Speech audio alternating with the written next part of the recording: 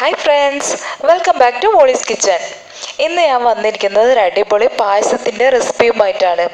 ഈ ചൂടത്തൊക്കെ നമുക്ക് കുടിക്കാൻ പറ്റിയ ഒരു അടിപൊളി പായസമാണിത്.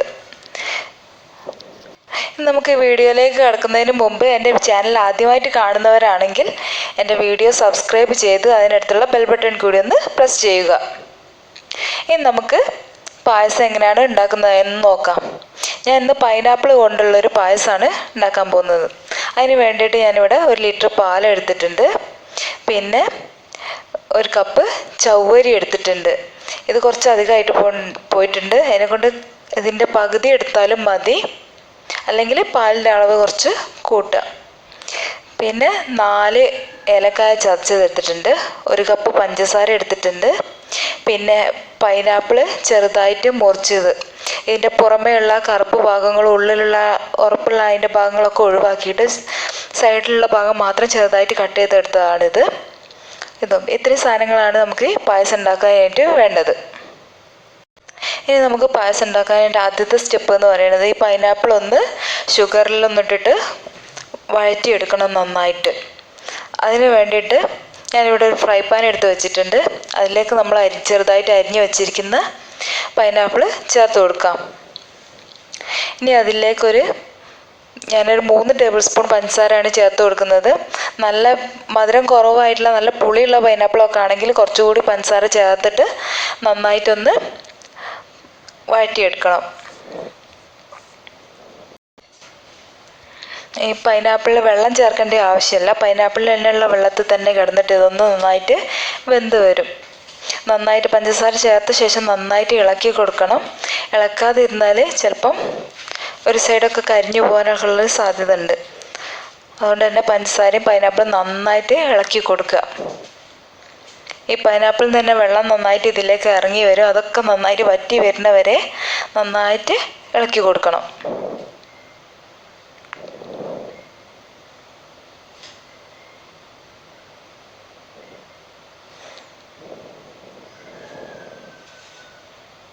ഇപ്പോൾ ഏകദേശം നമ്മുടെ പൈനാപ്പിൾ ഇവിടെ റെഡി ആയിട്ടുണ്ട്. ഇത് നന്നായിട്ട് തണുത്ത ശേഷം മാത്രമേ ഉള്ളൂ നമുക്ക് പായസത്തിലേക്ക് ചേർക്കാൻ പാടുള്ളൂ. ഇല്ലെങ്കിൽ നമ്മുടെ പാല് പിരിഞ്ഞു പോകാനുള്ള സാധ്യത ഉണ്ട്. അതുകൊണ്ട് ഇതൊന്നും തണുക്കാനായിട്ട് ഒരു സൈഡിലേക്ക് മാറ്റി വെക്കണം. ഇതിപ്പോൾ ഏകദേശം തണുത്ത് വന്നിട്ടുണ്ട്. ഈ ഒരു സമയത്ത് ഇതൊരു മിക്സിയുടെ ജാറിലേക്ക് ഇട്ടിട്ട് നന്നായിട്ട് ചെറുതായിട്ടൊന്ന് ക്രഷ് ചെയ്തെടുക്കണം. ഇപ്പം നമുക്കിതൊന്ന് കൃഷി ചെയ്തെടുത്തിട്ട് വരാം.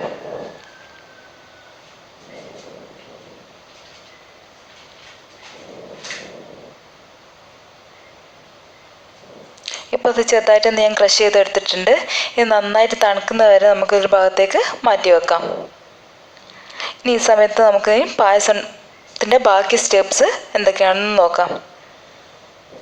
ഇനി ഞാനൊരു സോസ് പാൻ അടുപ്പത്ത് വെച്ചിട്ട് അതിലേക്ക് നമ്മൾ എടുത്തു വെച്ചിരിക്കുന്ന പാല് ചേർത്ത് കൊടുക്കുന്നുണ്ട്.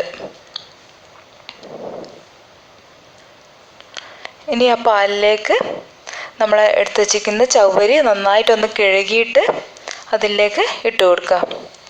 ചവ്വരി പാലിൽ കിടന്ന് വെന്ത് വന്നാൽ നല്ലൊരു ടേസ്റ്റാണ്. വേണമെങ്കിൽ വേറെ വെള്ളത്തിൽ വേവിച്ചിട്ട് ഇതിലേക്ക് ഇടുകയും ചെയ്യാം. പക്ഷേ ഇതായിരിക്കും കൂടുതൽ ടേസ്റ്റ് ഉണ്ടാവുക.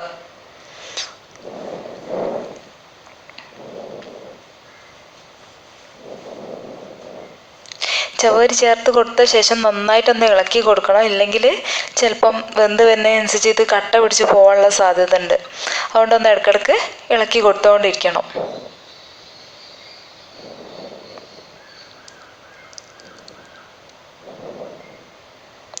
ഈ ഒരു പായസം തണുപ്പിച്ച് കുടിക്കാനാണ് കൂടുതൽ ടേസ്റ്റ്. ഇനി ഈ പായസത്തിലേക്ക് 4 ഏലക്കായ ചേർത്ത് കൊടുക്കുന്നുണ്ട്. ചതച്ചതാണ്. ഒരു ഫ്ലേവറിന് വേണ്ടിയിട്ടാണ് ഇത് ചേർത്ത് കൊടുക്കുന്നത്. ഏലക്കായയുടെ പൊടി ചേർത്ത് കൊടുത്താലും കുഴപ്പമൊന്നുമില്ല. ഇനി ഇതിലേക്ക് ഞാനൊരു പിഞ്ച് ഉപ്പ് ചേർത്ത് കൊടുക്കുന്നുണ്ട്. ഒരു മധുരം ബാലൻസ് ചെയ്യാൻ വേണ്ടിയിട്ടാണ് ഉപ്പ് ചേർത്ത് കൊടുക്കുന്നത്.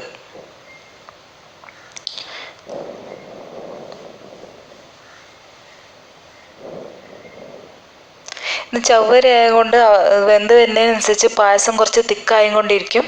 അതുകൊണ്ട് കുറച്ച് ചവ്വരിയുടെ അളവ് കുറയ്ക്കുന്നത് നന്നായിരിക്കും. ഞാനിപ്പോൾ അത് വെച്ചപ്പം നന്നായിട്ട് തിക്കായിപ്പോയി.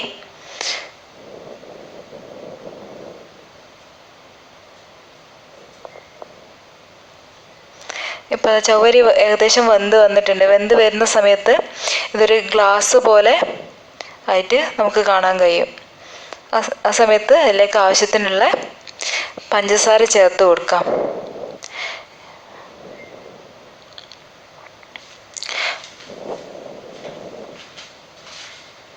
പഞ്ചസാര കുറച്ച് മുന്നിട്ട് നിൽക്കണം, കാരണം ഇത് പായസം നമ്മൾ തണുപ്പിച്ചതിന് ശേഷമാണ് കുടിക്കുക. അപ്പം കുറച്ചുകൂടി മധുരം എന്തായാലും ആവശ്യമാണ്.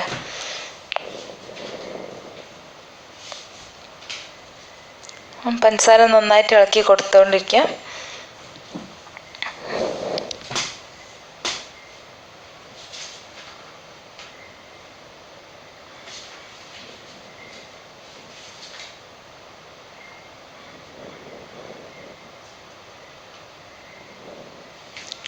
ഇപ്പം ചവ്വരി നന്നായിട്ട് വെന്ത് വന്നിട്ടുണ്ട്.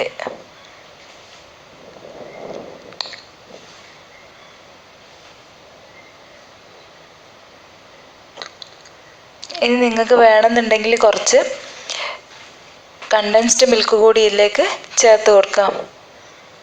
ഞാൻ ഇതിലേക്ക് ഒരു 2-3 സ്പൂൺ കണ്ടൻസ്ഡ് മിൽക്ക് ചേർത്ത് കൊടുത്തിട്ടുണ്ട്. കണ്ടൻസ്ഡ് മിൽക്ക് ചേർത്തതിന് ശേഷം നന്നായിട്ടൊന്ന് ഇളക്കി കൊടുക്കണം.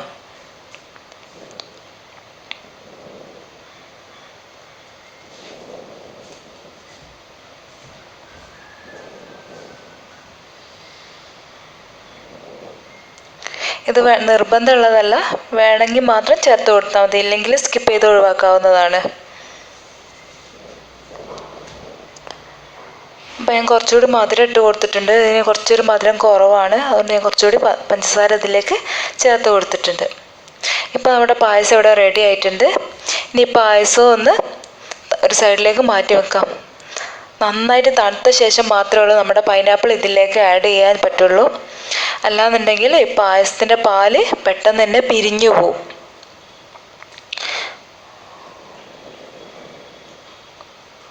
ഇപ്പോൾ നമ്മുടെ പായസം നന്നായിട്ട് തണുത്ത് കിട്ടിയിട്ടുണ്ട്.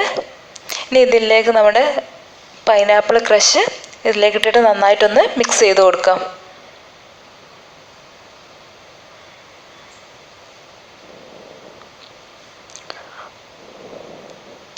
ഇത് പ്രത്യേകം ശ്രദ്ധിക്കണം, നന്നായിട്ട് തണുത്ത ശേഷം മാത്രമേ ഉള്ളൂ ഈ പൈനാപ്പിളും പായസവും തമ്മിൽ മിക്സ് ചെയ്യാൻ പാടുള്ളൂ. നന്നായിട്ടൊന്ന് ഇളക്കി, ഇനി ഇളക്കിയ ശേഷം ഇതൊന്ന് കുറച്ച് സമയം ഫ്രിഡ്ജിലേക്ക് വെക്കാം, ഒന്ന് തണുക്കാൻ വേണ്ടിയിട്ട്.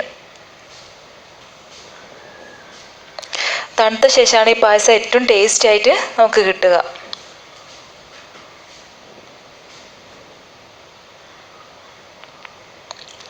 നിങ്ങൾക്ക് എൻ്റെ വീഡിയോ ഇഷ്ടമായിട്ടുണ്ടെങ്കിൽ എൻ്റെ വീഡിയോ ലൈക്ക് ചെയ്യുക, നിങ്ങളുടെ കൂട്ടുകാരിലേക്ക് ഷെയർ ചെയ്ത് കൊടുക്കുകയും ചെയ്യുക. വളരെ ടേസ്റ്റി ആയിട്ടുള്ളൊരു പായസമാണിത്. എല്ലാവരും ഒന്ന് ട്രൈ ചെയ്ത് നോക്കുകയും ചെയ്യുക.